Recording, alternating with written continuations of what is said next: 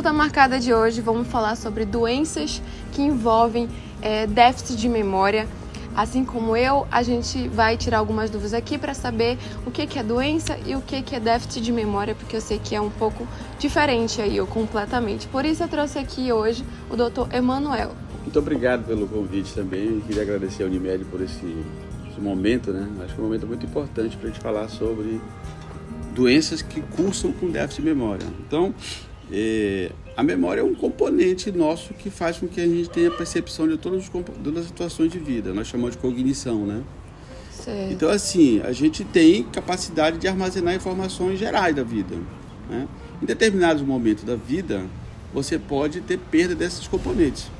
Ou seja, componentes que te promoveram as informações para a tua vida. E assim, aí nós temos que ter aqui a informação onde até isto que você perdeu é déficit de memória por um processo evolutivo da idade e até onde esse quadro de déficit de memória é relacionado com doença.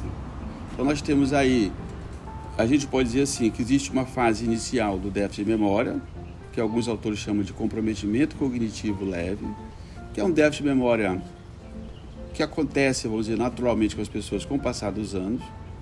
E tem determinadas situações em que este déficit de memória ele passa a ser patológico. Aí nós temos as doenças, que nós chamamos de maneira geral de demências. Então as demências são patologias que cursam, que apresentam como manifestação clínica clássica o déficit de memória. Certo. Então é um síndrome que a gente chama síndrome demencial, né? Então temos que ver o que é memória, o que é o déficit de memória por situação normal, evolutivo da idade, e o déficit de memória por patologia, que aí nós temos as demências, que são vários tipos de demências que acontecem. Doutor, então isso que eu tenho assim de ficar esquecendo as coisas, tudo, não é doença ainda? Não, isso daí não é doença. O que acontece? Normalmente, primeiro, nós temos muitas situações de vida onde nós temos sobrecarga de ações, sobrecarga de preocupações, de atividades e tal. Isso daí você tem dificuldade em armazenar algumas informações, ou seja, o nosso cérebro ele armazena algumas informações, algumas que eles são evocadas a gente lembra e outras não. Então isso aí não é doença. Então não é patologia. O nosso cérebro tem um limite de armazenamento diário? Ou não, o nosso não existe limite. Nós temos algumas coisas que a gente seleciona, que são memórias de evocação, que a gente evoca a qualquer hora, e tem outras memórias que são memórias tardias. Então são componentes diferentes. Agora, quando você tem uma quantidade muito grande de informações juntas, algumas você armazena, outras não. Então você seleciona com as memórias e aquelas memórias você acaba tendo facilidade de recordar. E tem aquelas que você deu pouca atenção, digamos assim, e por isso você tem dificuldade de resgatar essa memória. Então isso aí não é doença. É muito comum em pessoas que têm sobrecarga de atividades, ou seja, trabalha com muitas coisas, faz muitas atividades. Trabalho na internet, ainda mais na internet agora, né, que é um mutirão de informação. O advento da internet realmente ela facilitou alguns aspectos para a memória, mas dificultou com outras. Facilitou por quê? Porque você tem acesso a todas as informações, mas em compensação você tem uma quantidade muito grande de informações. Então você acaba não conseguindo armazenar todas as informações que a internet te oferece. Doutor, e qual é a doença mais grave que a gente pode ter relacionada à memória? Bom, as demências, de maneira geral, elas têm vários tipos de demências, né? Ou seja, o indivíduo que tem alteração de memória, chamada demência. As mais frequentes é a doença de Alzheimer. A doença de Alzheimer, ela predomina em torno de 60% a 70% dos casos de todas as demências. Seguido a ela, vem as demências vasculares, que representam em torno de 15% das demências. Depois tem outro tipo de demência, nós chamamos de demências frontotemporais, né? Que também representam em torno de 5%. E aí depois vem as demências provocadas por outras situações clínicas, como demência provocada por doenças como diabetes, como uma doença provocada por processos infecciosos, demências provocadas por Parkinson, demências provocadas por encefalite, ou seja, tem vários outros tipos de síndrome demenciais. Todas essas afetam a memória. Todas essas doenças vão afetar a memória. Agora, quando a gente fala em memória, em demência, a gente fala só em memória, mas na realidade tem que pensar que é uma perda de todas as funções cognitivas e executivas. Tipo, movimentos naturais, como... Isso. Na realidade, não é perda só da memória. A perda da memória é o que chama mais atenção.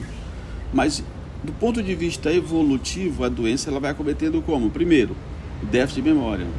Depois, ela começa a perda das funções executivas, ou seja, de ações, de movimento. Depois, vai perdendo atividades relacionadas com a linguagem, com a fala. Depois, ela vai perdendo atividades relacionadas com a própria relacionamento social. A pessoa fica desorientada, confusa, agitada, agressiva, ou seja, existe um processo evolutivo da doença. Porque, na realidade, existe uma fase em que cada fase da doença vai tendo um comprometimento das funções cerebrais. Então, o indivíduo vai perdendo progressivamente todas as outras funções. Certo. E o que é a doença de Alzheimer, já que ela é a mais frequente, a mais falada, né? A doença de Alzheimer é um tipo de demência mais frequente. Na realidade, ela é dita que é uma demência de Alzheimer porque foi descrita por esse primeiro pesquisador chamado Alois Alzheimer. Ele descreveu o primeiro caso de doença em uma paciente de 55 anos de idade que começou a apresentar esse déficit de memória com alterações comportamentais.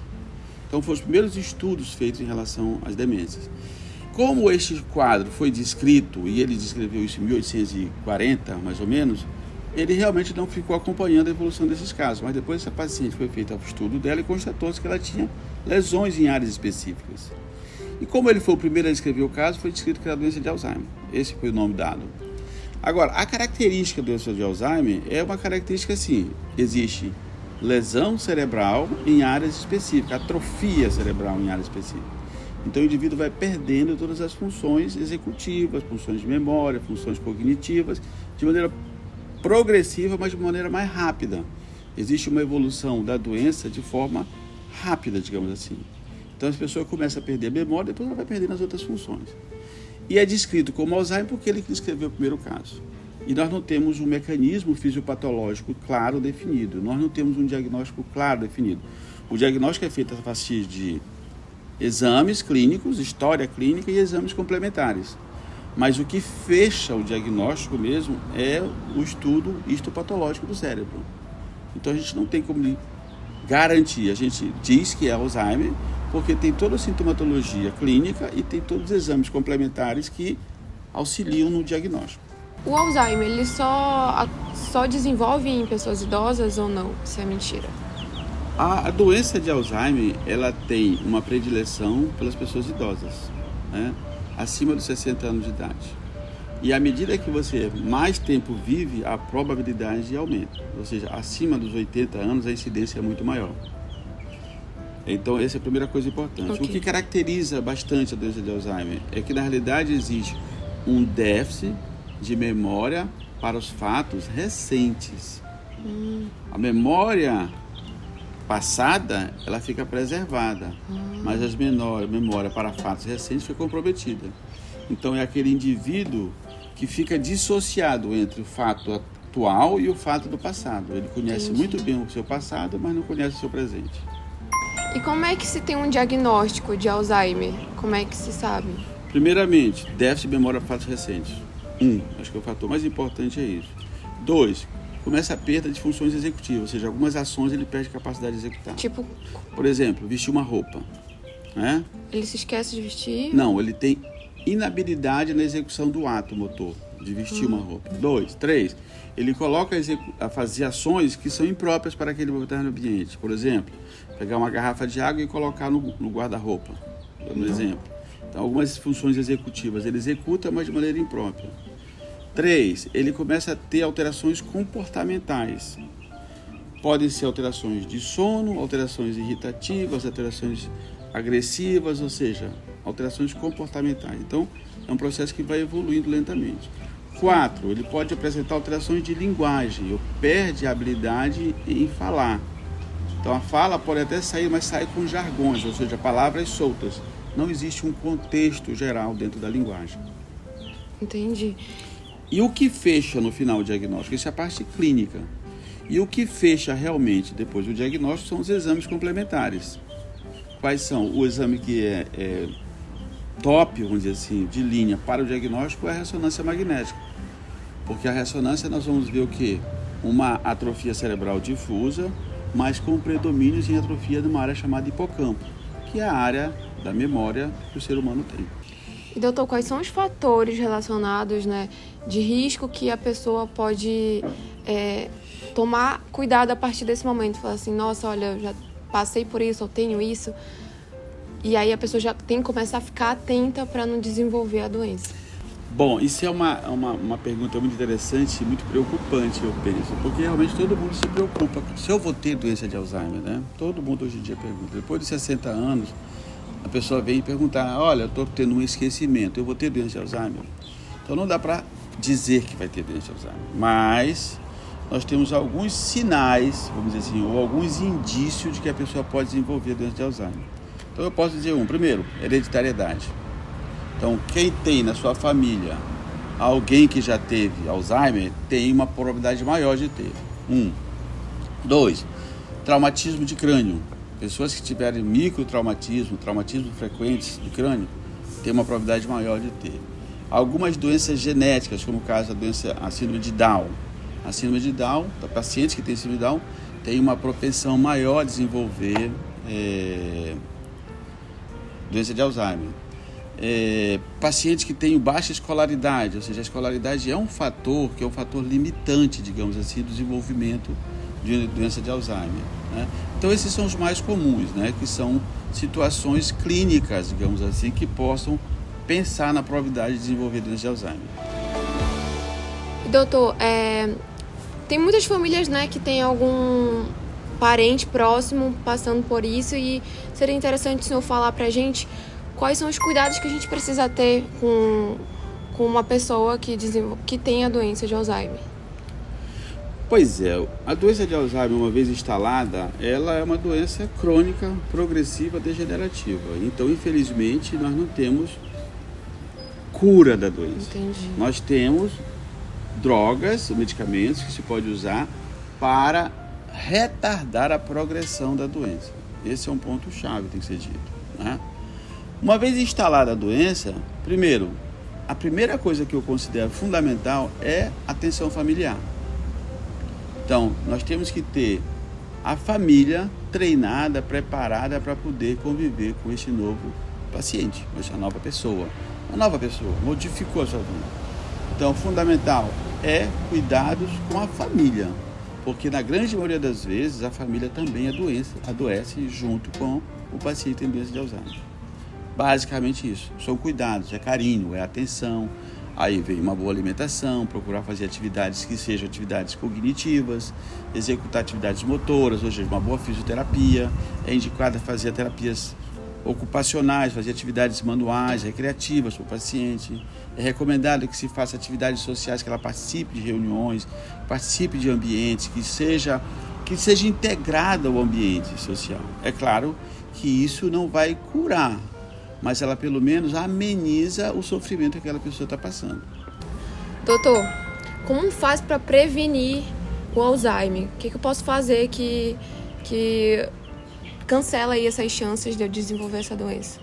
Bom, não existe prevenção para a doença do Alzheimer.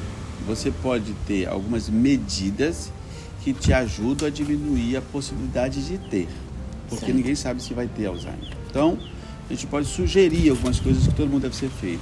Primeira coisa, faça uma boa atividade física. Faça atividade física de maneira regular. Segunda coisa, você pode fazer uma boa alimentação. Está recomendado uma boa alimentação.